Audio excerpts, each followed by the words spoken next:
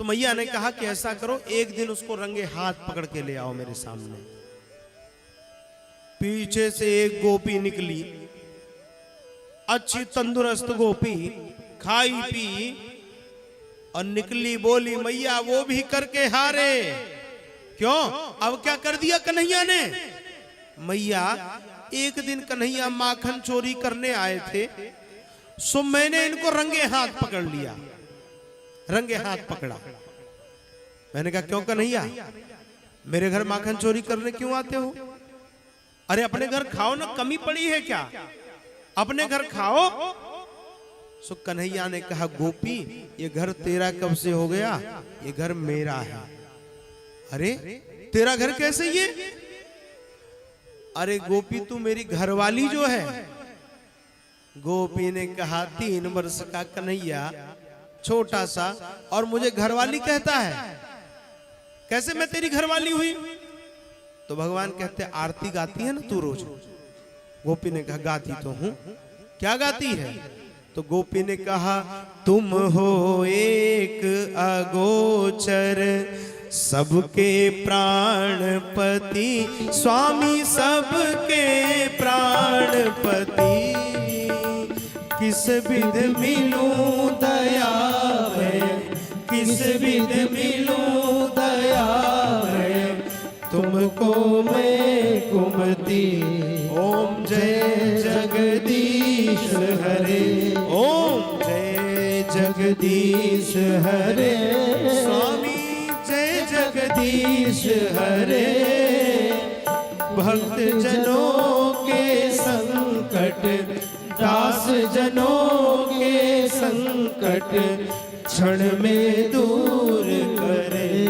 ओम जय जगदीश हरे, ओम जय जगदीश हरे, ओम जय जगदीश हरे। भगवान ने कहा गोपी तू रोज गाती तो है, तुम हो एक अगोचर सबके प्राणपति। जब मैं सबका प्राणपति हूं तो तेरा भी तो पति हूं, तो मेरी घरवाली हो गई तू।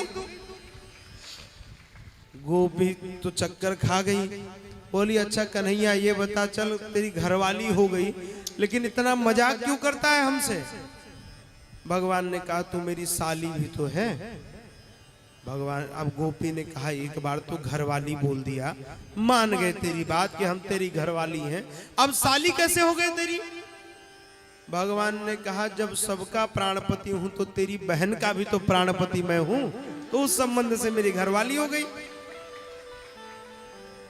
मैया इस प्रकार कन्हैया ने जो ऊधम मचाई है, नंदरानी तेरो लाला जबर भयोरी, महारानी तेरो लाला जबर भयोरी, मेरी मटकी उलट के पलट गयोरी, नंदरानी तेरो लाला जबर भयोरी। मैया ने कहा आज से कन्हैया का बाहर जाना बंद।